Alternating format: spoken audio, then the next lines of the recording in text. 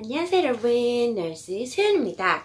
네, 이번 시간에는 병원 이야기를 한번 해보려고 합니다. 바로 멘토십에 대해서 이야기를 하려고 하는데요.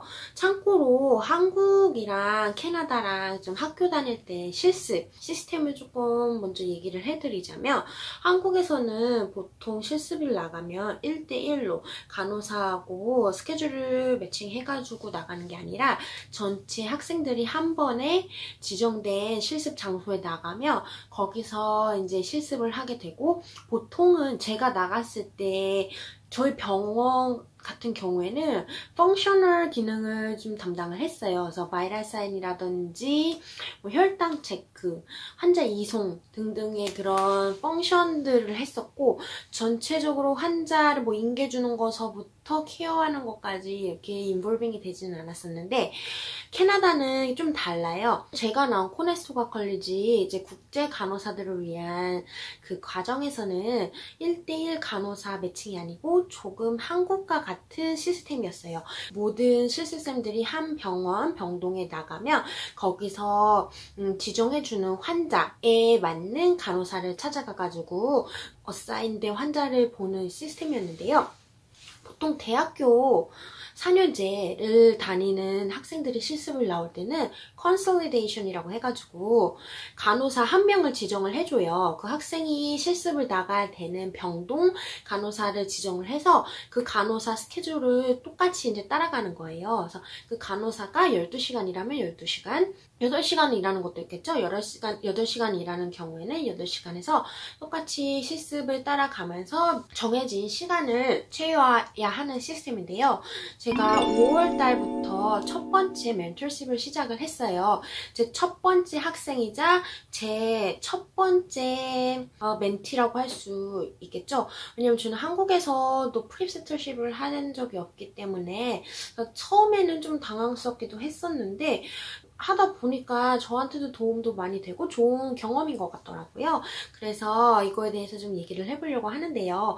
사실 학생이 나오기 전에, 학생이 저한테 연락을 하기 전에 병원에서 에듀케이터라든지 매니저가 먼저 할 건지 의향을 먼저 물어보고 하겠다고 이제 하면은 이제 학생이 컨택을 하는 게 순서인데, 저는 조금 순서가 달랐어요. 갑자기 뜬금없이 아무런 그런 노티 없이 그 학생한테서 이메일이 왔어요. 언제부터 이제 실습을 나가게 된 누구누구입니다 하면서 그 학교 실습 자료들이랑 프리셉터십에 관련된 정보를 좀 보내주더라고요.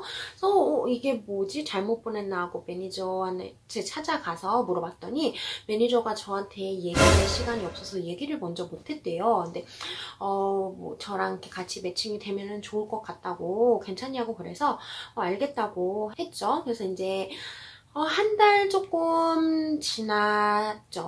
5월 중순경부터 했으니까 기본적으로 학생이 시간이 안 될 때를 제외하고는 저랑 스케줄이 동일하게 갑니다.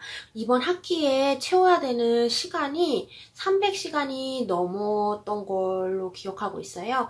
300시간을 채워야지 돼서 7월 중순까지 이제 저랑 같이 실습을 하게 될 텐데요. 여러분들 혹시 병원에서 프리셉터를 해보신 적 있다면 다들 아실 거예요. 그거랑 같다고 생각하시면 돼요. 기본적인 거는 다 할 수 있어요. 하지만 약을 옴니셀, 저희 약장이라고 할 수 있겠죠? 약장에서 꺼내는 거랑 뭐 검사 바코드 스캔하는 거 이런 것들은 못하는데, 그거는 그냥 제 이름으로 할 수 있고 그냥 간호사가 하는 일을 담당을 한다고 생각하시면 돼요. 보통은 한 75% 정도까지는 그 듀티에 간호사가 담당하는 거를 할 수 있을 정도로 이제 실습을 끝마친다고 한다는데, 지금 한 달 된 시점에서 제 학생은 데이 때는 1명을 보고 있고 나이트 때는 2명을 보고 있거든요. 일단은 제가 이 개인적인 경험으로 좀 좋은 점이랑 나쁜 점은 아니지만 그래도 좀 신경 쓰이는 부분에 대해서 공유를 해보려고 해요.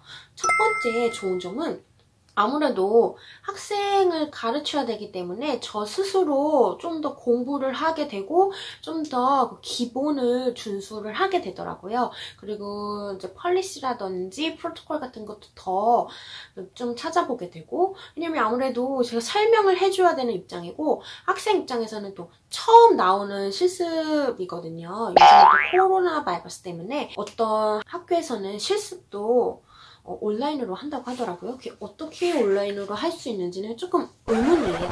아무튼 이 학생은 이번에 2번째예요. 근데 공식적으로 RN 과정을 들으면서 이제 실습은 나온 거 처음이라서 궁금한 게 많을 거 아니에요. 그래서 질문을 하기 때문에 저 스스로도 공부를 해야 되고, 또 그렇기 때문에 저도 조금 더 제가 이렇게 생각을 할 때 간호사들 기본적인 크리티컬 띵킹이 중요하다고 하잖아요. 그런 것들을 하나하나 할 때, 그리고 결단을 내릴 때 좀 더 정보 베이스를 가지고 더 좋은 결정을 내리기 위해서 좀 신중해지더라고요. 그게 좀 좋은 점인 거라면 좋은 점이라고 할 수 있고요. 그리고 2번째로는 여러분들 멘토십을 하면은 이것도 다 수당으로 친다는 거 알고 계셨나요? 저도 처음에는 몰랐는데 학생을 이제 가르치면은 1시간당 1불 정도씩 추가 프리셉터십 비용이 나와요.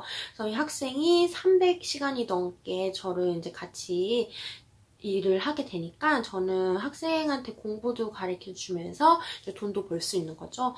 그래서 이게 또 좋은 점이라면 할 수 있고요. 조금 단점이라면 단점이겠죠. 하나를 이야기하자면 아무래도 이 학생이 실습을 나간 거를 평가를 받고 패스 페일이 결정이 되기 때문에 이 학생이 중간고사, 기말고사를 하는 것 대체해서 제가 그 평가서를 작성해서 줘야 돼요. 사실은 실제로 사람 간의 대면 미팅을 통해서 프리셉터랑 학생이랑 학교 인스트럭터랑 이 3명이 같이 디스커션을 해야 되는데 코비드-19 때문으로 인해서 요즘에는 다 그 전화로 평가를 한답니다. 저 몰랐는데 3명이 같이 이렇게 전화를 한 번에 할 수가 있더라고요. 그래서 전화를 통해서 학생이 어떤 것들을 했었고 이제 또 필요한 게 뭔지 잘한 점이 뭔지 같은 것들을 이제 디스커션 하는 건데요. 이런 거에 아무래도 시간을 더 소비해야 되기도 하고 아무래도 평가서기 때문이니까 또 거기다 뭘 써야 될지 또 좀 고민이 되잖아요. 그런 것들이 좀 단점이라면 단점이라고 할 수 있는데요. 저 개인적으로 저 스스로가 조금 더 성장할 수 있는 계기도 됐었고 좋은 경험인 것 같아요. 그래서 여러분들도 혹시 이런 기회가 된다면은 주저하지 마시고 하겠다고 열심히 하겠다고 하면은 도움이 많이 되실 것 같아요. 오늘은 짧게 멘토십에